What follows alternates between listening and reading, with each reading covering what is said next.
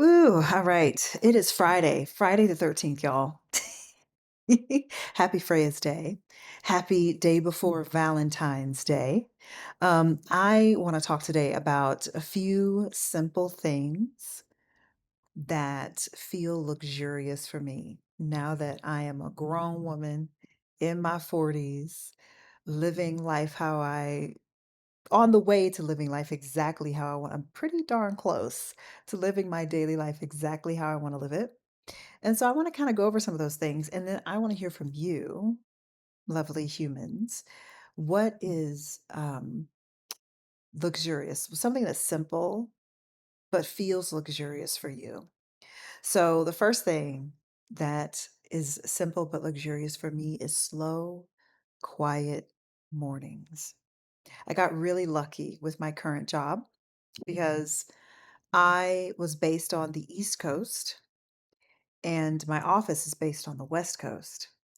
And so for the majority of time I've worked for this organization, I have had my mornings to myself. Depending on, how we do the fall back, spring forward, I'm either starting work around 12 in the winter time, in the fall and winter, or around 1 in the afternoon in the summer. And I cannot tell you how much that has just healed my nervous system and calmed things down for me. And also, I'm single, I don't have any kids.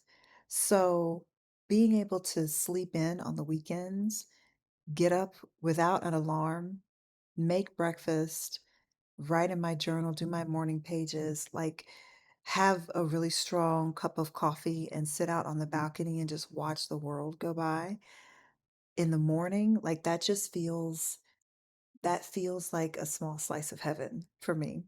And so, quiet, slow mornings are a gift. And especially if you are a woman over 40 and, your hormones are doing what they're doing and you're hitting perimenopause, having time, especially in the morning when your cortisol levels feel like they're spiking because you're thinking like, oh my gosh, I have this to do, I have that to do, I have to do this and do this for work and do this for my husband, do this for my kids. Being able to carve out some time for yourself first thing in the morning changes the game. It really does change the game. Okay, so this one sounds kind of bougie. Like I'm reading it now and I'm like, oh, that does sound a little bougie, but hear me out. A modern, clean hotel room with a super comfortable bed and bonus points if you have a bidet. Okay. So I was just in Hawaii last week and the hotel that I was staying in had a bidet, y'all. There was a bidet in the room, like the bathroom for my hotel room, and also in the public restrooms downstairs right next to the lobby. There were bidets in the toilets there as well. And I'm telling you right now, game changer. Game changer. I really wish that bidets were more popular in the United States. The first time I had regular use of a bidet was when I worked and lived in South Korea. I was an English teacher in South Korea. And I worked at an all boys high school. And one of the gifts, like actually, I remember asking one of the teachers about it, but in the teachers' restrooms, in the staff restrooms, all of the toilets had bidets. And I was told that that was actually a gift from a previous student, like their family gave that as a gift to the school. And I was like, yeah, yeah. So now that I'm home, I want a bidet, right? But I also, outside of that, having a nice, clean, comfortable hotel room, especially as like a 40 plus adult woman, I get it. Like if you are on budget, like you're doing budget travel and you're staying in hostels or lower cost, like I understand. But my thing is I went through my time of doing budget travel.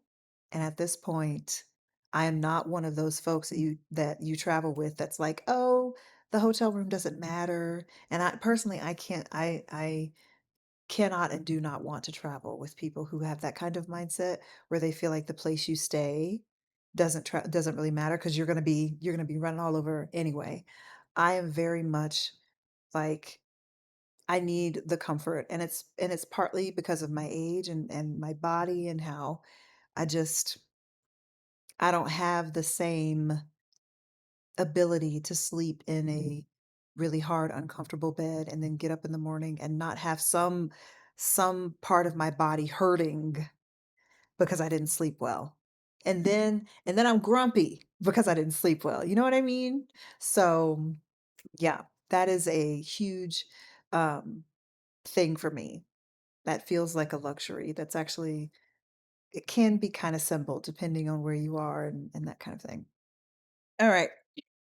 Another thing that is simple but feels like such a luxury is cinnamon in my coffee in the morning. And one of the things that I love to do when I drink coffee is I'll pour a little bit of cinnamon and with like my cream and sugar, or these days I'm not really doing sugar. I'm doing like creamer and stevia because I'm trying to lay off on the sugar just, for like health and hormone reasons. But when I pour the cinnamon, like the ground cinnamon in, I'll stir it clockwise and speak a prayer. Just kind of say a prayer over my coffee. And just, asking for sweetness and warmth and love and goodness and protection. And then I drink it. And it's a little thing that I do, a little ritual, and it just makes the mornings, it makes, you know, that drink, that moment where you're taking this first sip and you have the cinnamon, it's all warm and cozy, it feels so good. It it's like a way to connect. It's a way to connect to um, God or the universe, whatever you want to call it. Um, and it's a wonderful, like to me, it's a beautiful ritual that again allows me to slow down. I have to remind myself that I don't have to move so quickly. And so it's another way that allows me to kind of slow down. Another simple thing that feels like a luxury is an early bedtime. Please understand, I am that friend that will go out and do things and have fun with you as long as I am home and in bed by 10 p.m. To me, that is a pinnacle, right? If I can meet up with friends, maybe do brunch, maybe do a daytime party, a little day drinking, do the thing, come home, do my skincare, take a shower, be in bed by 10. Oof, luxury, sweetness, life. I love it. I love it. Um, and also, now this one kind of ties into um, like the way that I have consciously created my life over time. Not having a car. Now, hear me out. In the States, it makes sense to have a car because most cities in the United States are not built for the pedestrian. They're not built for community. They're built for cars. They're built for business. They're built for industry. And so because of that, you have highways that cut through entire neighborhoods. Like neighborhoods have been dismantled to make highways in so many cities and states in the US. It's really sad. But I moved to New York City back in, I want to say it was 2011, and I lived there for 6.5 years. And that was my first time living in a city where there was reliable public transportation. You had the city bus, you had the train, the subway, you had Ubers and taxis. You had so many different ways to get to the different boroughs and get to work and hang out with friends. Like it just made sense. And since then, I realized I was like, you know what? I don't think I want a car anymore. Like in New York, it didn't make sense, in my opinion, to have a car in a city that's so well connected like that. And then from there, I was in South Korea for a year and a half, and they have really reliable public transportation as well. And since then, I have lived in places where purchasing a car, having my own car was just not necessary. Even when I went back to the States and I lived in Raleigh for a year and a half, I lived in North Hills.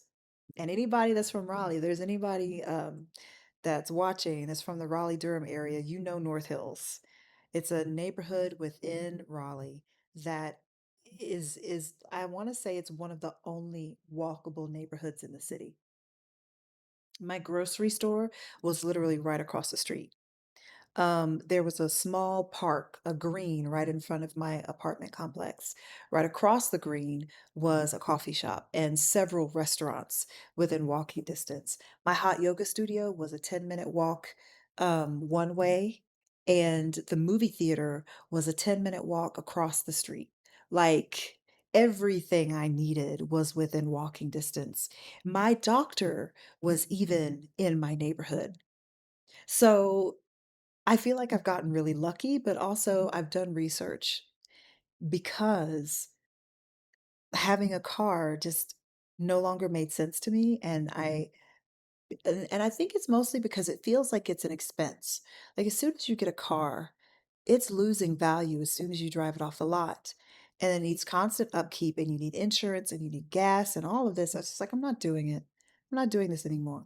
Now I'm in Mexico and getting an Uber to and from and around the city is not expensive.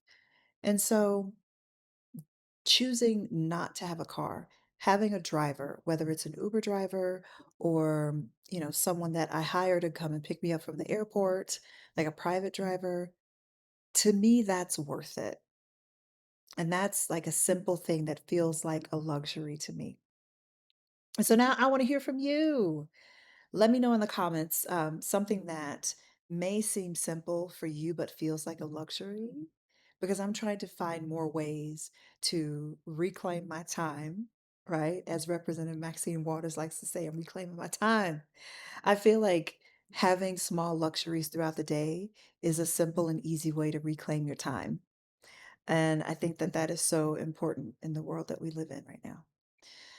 So, yeah, if you don't know me, my name is Siobhan. I'm a 40 something Black American woman that is trolling these internet streets, encouraging women like me to travel solo, to move abroad, and to find ways every day, step by step, to reclaim their time, reclaim their agency. All right, y'all. I will see you tomorrow.